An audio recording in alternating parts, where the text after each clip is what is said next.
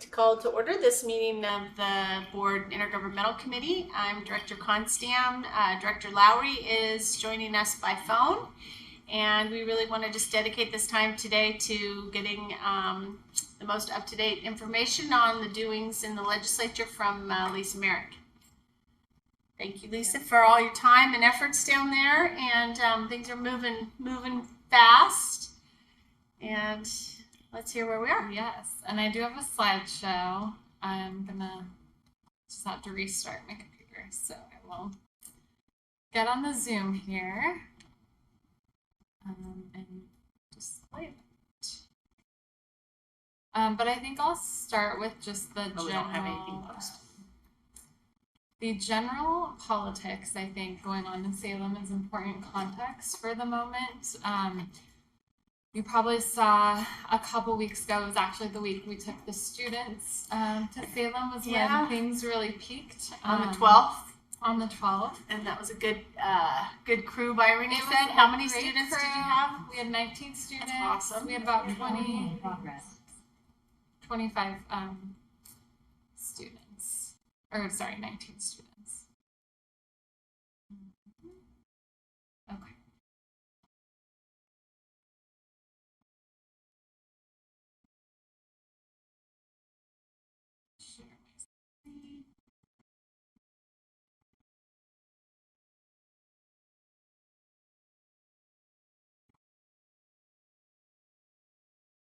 Okay, here we go. So, the Republicans and Democrats, as always, there's a lot of conflict there, and there's two big bills coming forward. There's a big reproductive rights package and then a gun safety package. Mm-hmm. Those are actually slotted to go through the House on Monday and Tuesday next week, so the House is planning to be meeting on the floor all day. And just in advance of those two bills coming, the Republicans in both chambers have stalled like all legislative processes. They can't, they can walk out. They can walk out up to 9 days within their term. But if they exceed that, they can't then run for re-election. Oh, that's that new bill, yeah. How do they stall other than the filibustering type thing where they read the bills out loud? They're making the bills be read. They're also extending like any conversations on the floor. So like courtesies will go for like an hour and a half, which are usually just where people acknowledge like clarification or something. People will acknowledge if they have visitors in the building or just like anything they want to acknowledge about their district, which is usually like a 10-15 minute thing. Those have been going like the Doritos are stuck in the vending machine. Yeah. They've been doing a lot of construction courtesies. Acknowledging the construction workers working on the Capitol at length for like hours. They were doing that the day that the students came. So we were hoping that they could see like people casting votes, but so they saw dysfunction at its finest. Yeah. Yeah, and one Republican stood up and advocated for abolishing the Department of Education. Oh. So they're just bringing forth a lot of ideas. That was Senator Robinson, but that's a shared sentiment, I will say. So anyways, it's been those kind of stalling tactics and courtesies, remonstrances, asking a lot of questions, bills. So as a result, there's a huge backlog of bills, right. Especially on the Senate side where it's definitely worse. The House has kind of come to an agreement and they're just going to have those controversial bills be read. On the Senate side, they're still reading every bill. And we're running the risk of they have to be done by June 25th. So how does that work if you haven't been able to address the backlog bills? They just die? They'll die. That's the intent. I imagine they would have to come to an agreement where they bring like the big budget bills forward and like expedite them to the floor and get those the ones that absolutely have to pass, and then everything else is by the wayside.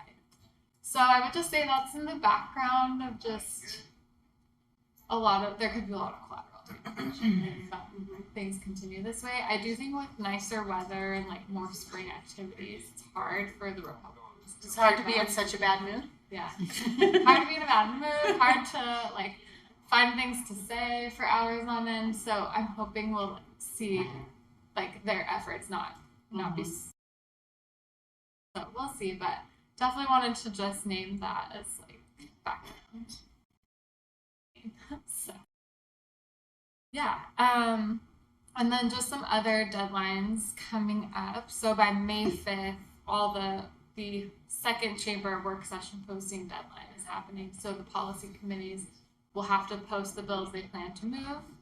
And then the May 17th, the revenue forecast is really the significant turning point where we'll start to see budget bills move. Right now, I think there's about 400 million like discretionary funds in the whole budget for like all other budget requests besides the allotted agency budgets, which includes like the 9.9. But does that also not include like packages that the governor has put forward? So like the amount of money that she's earmarked and is hoping for the housing stuff? Yeah. So that's assuming that that goes through at the level that they're seeking. And that has gone through at 200 million. So yeah, I think once that revenue forecast is published, we'll find out how much additional funding we have or not, and that will really determine what we get for the state school fund. Although that's not the only, I mean, other things There's might other, be yes. modified. Yeah, they can still make changes to other agency budgets and other packages, but that's sort of when we'll see the state school fund bill move, the early literacy investments, state school fund, or the summer learning if it does move, which something we'll talk about as well. And then I know they're planning to be done by June 15th, but given everything that's happening, I think it will be the 25th, most likely. And then just to list a couple future advocacy opportunities, there is the Joint Ways and Means Committee has had their road show. They've gone to Portland, they went to Roseburg, Newport, Pendleton, I think, and then they're going to end up in Salem. So they have one more opportunity for people to provide public comment. So I'll send out the link if anyone is interested in testifying. We'll also mention that I think in every case they've had 300 people sign up to testify and got to only about 50. So it's very likely that if you do sign up, you may not get to speak. But they are accepting written testimony if anyone's interested in just writing a letter about any budget items, any education items you're interested in. And then I've been talking to the PTA. I think we're looking at planning some kind of rally or just event to get parents down at the Capitol. Would that be likely after the revenue forecast? I think right before or right after. Okay. Yeah, that will be the right window. Yeah. And then I'll also be monitoring for if we have any more budget hearings. Sometimes they just post work sessions for some of our priority bills, but if there are hearings, it's a great opportunity for us to weigh in. So I will share that information if I have it. And then just some updates on our bills. So our House Bill 3227 is the bill to modify the custodian civil service law. We had a public hearing on February 27th, and then on March 29th, the committee voted on an amendment, which we don't love, that raises the threshold of this law to $425,000. So it essentially contains this statute to us. Before, when it was at $300,000, I think we could have had some more of a solidarity with some other districts. That coalition. Some coalition building with other districts. Now they've determined that it only applies to us, but they have remained intact those provisions that we asked for to take away the test and modify the committee membership.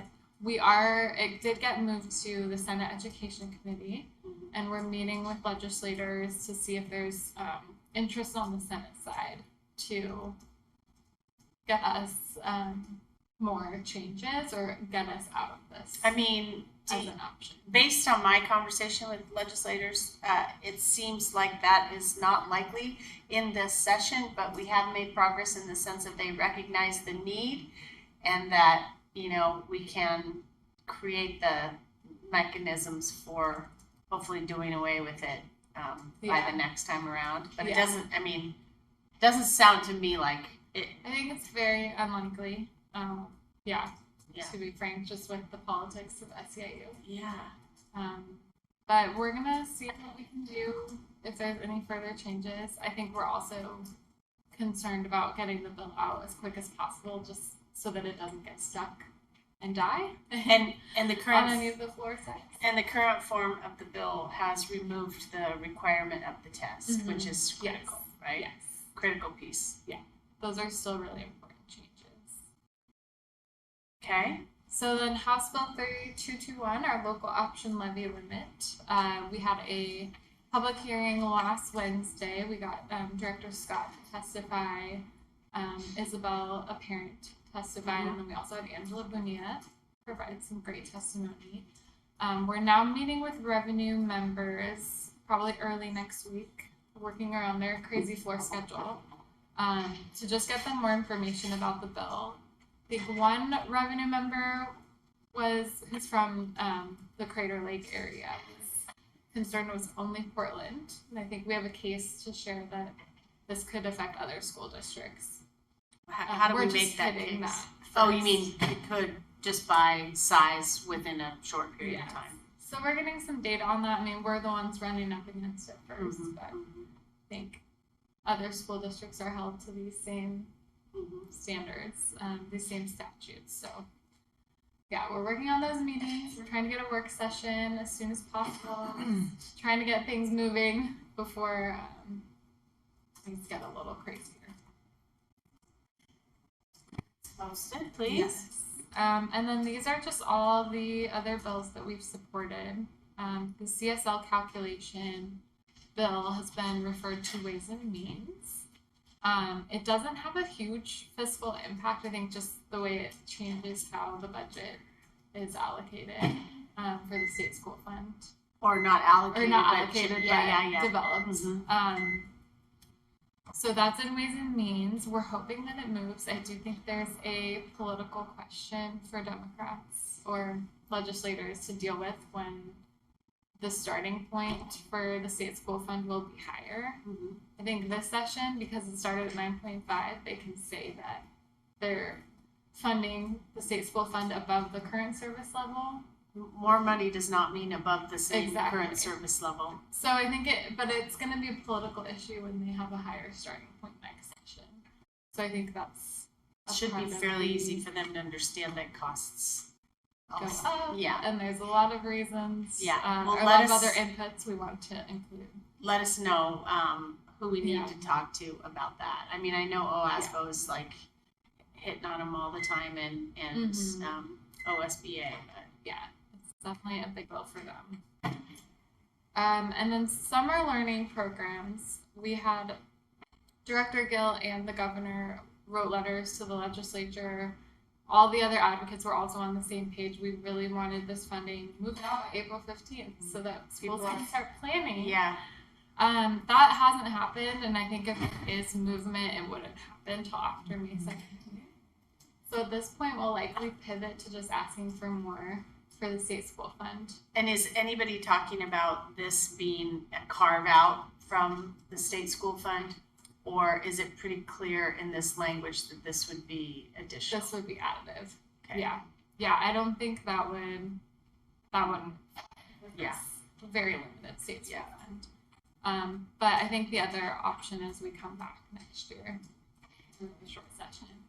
But we still have this long-term problem. We want to get continuous funding early out to the schools.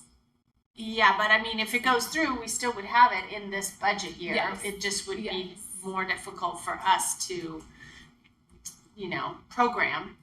Exactly. Yeah, they're already planning and sending letters to students, and so it would be challenging.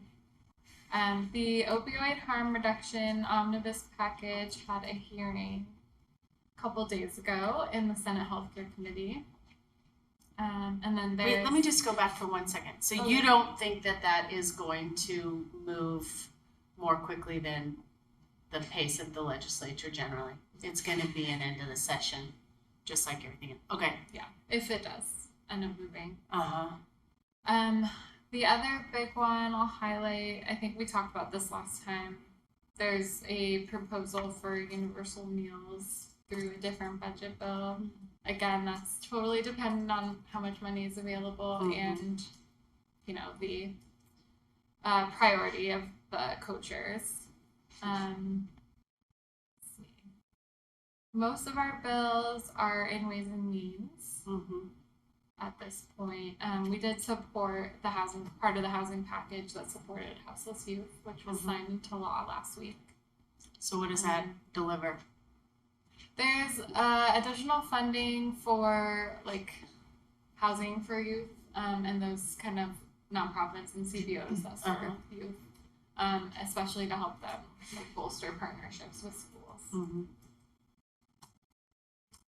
So has anything died besides the climate education? There was one on like cooperative agreements that didn't go through. The HB 3205 was initially hiring and retention bonuses. It got amended and now it's only a retention bonus. Is that just special ed? It's for any retention bonus. So we could use them for paraeducators or like custodians or. So it's going to be a special fund for. No, the legislature passed a pay equity law a couple years ago, and there was a they allowed temporarily for entities to give hiring and retention bonuses, mainly through the pandemic and just beyond, but it sunsetted in September. So it's just extended. So this makes it permanent, so that we can provide retention bonuses. With that money. Yeah. And eligible use. And then these are the big bills for, well, the state school fund and the early literacy initiative. Kind of the big budget asks that we're waiting on. And I have the same question with the early learning initiative. Is there any discussion of that being a carve out, or that's not assumed to be additive? It will be additive, but I think to fully fund it would cost $225 million.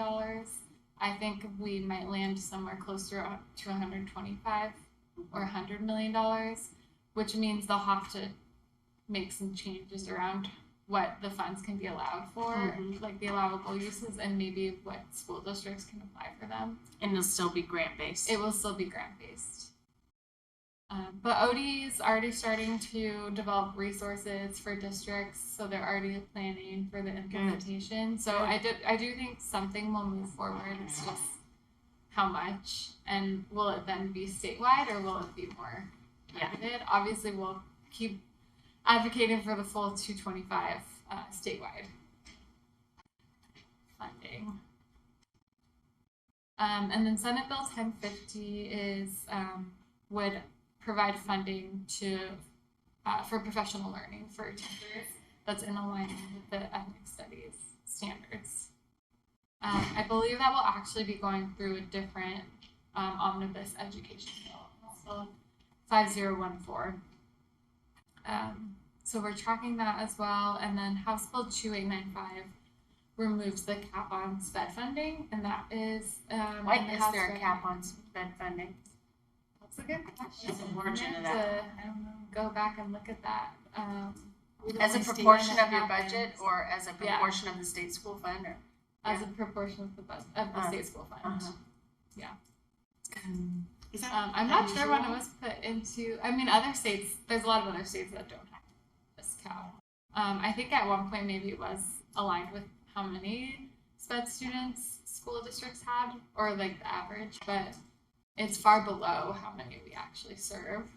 So, I mean, it might be because of misuse, like some of these stories about how other districts around the state have, like the stories that we've heard in relation to that bill that died about wanting to take away local control and how, ODE having more control of how school districts use their budget, because there were some pretty horrible stories about misuse, like intentionally over-identifying certain student populations incorrectly in order to take advantage of funding streams. Yeah. So maybe it had something to do with that. To do some research. Director Lowry, History. Haley. Okay. Okay. So you're on. Sorry, I'm driving right now, and trying to unmute and not crash was too much for me. So That's okay. We want you to not crash more than we want you to unmute. Do you have any questions or comments on any of that? I'd be really interested to know about that special ed cap. That's fascinating. But I really appreciate the work you've done, Lisa, and am hopeful for some good things, but I continue to be concerned about the revenue level of the state school fund. Yeah, that's about it.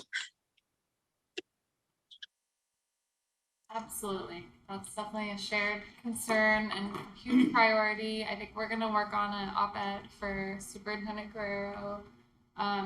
We're doing a budget briefing for legislators on our budget, but we're going to use some of that time to talk about how important it is to fund the state school fund and, look at what we're proposing.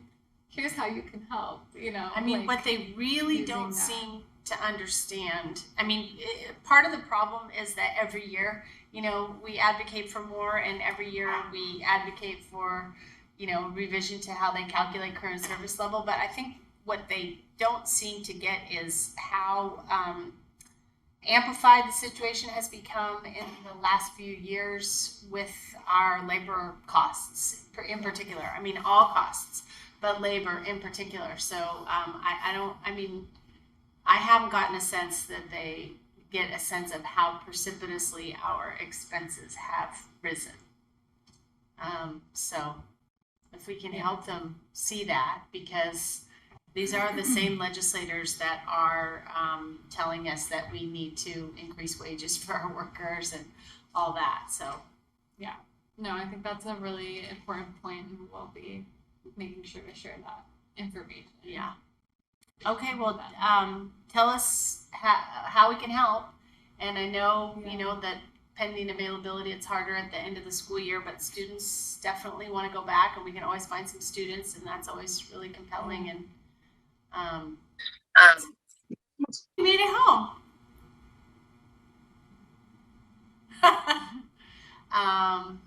Okay, keep us posted. It's interesting. It's an interesting wild, and everything always just starts to accelerate and accelerate. Yes, this as is we get closer to the end. The next month, Ailey, anything else for the good of the cause?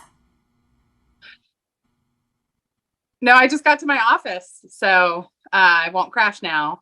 No, I think we're good. Okay. I'm excited about, about the gun bill, right? Like hoping that we can find ways as a state to deal with some of the tragedies we've seen that have affected our students and families as well. Yeah. And housing affects our students as well. Those two biggies are not removed from our cares and concerns. Were you there, Amy, when Brenda Braxton said that the rent has increased 40% in the last year? 40% in 1 year in this region. Average. Ailey, that blew me away. 40% in 1 year. Yeah. It's kind of incomprehensible how people are making it work. Yeah. Or not. Or not. Yeah. Okay. Thank you, Lisa. We really appreciate your work. You're doing a great job. Thank you I for have one really quick announcement that I forgot, but I'm organizing another tour with Congresswoman Bonamici next Wednesday at Lincoln High School. So I'll send out some information about that. She's going to get a briefing on the Center for Black Student Excellence. Great.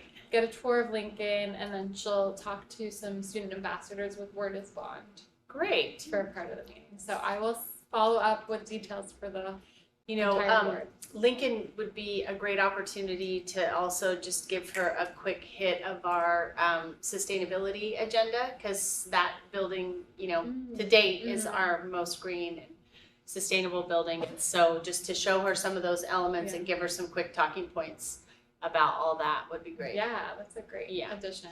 And I can probably join you if you let me know when that is. Yeah, I'll send over the details. Okay. Okay, thank you so much. With that, thank you, Terry Proctor, for your help and support, and we are adjourned.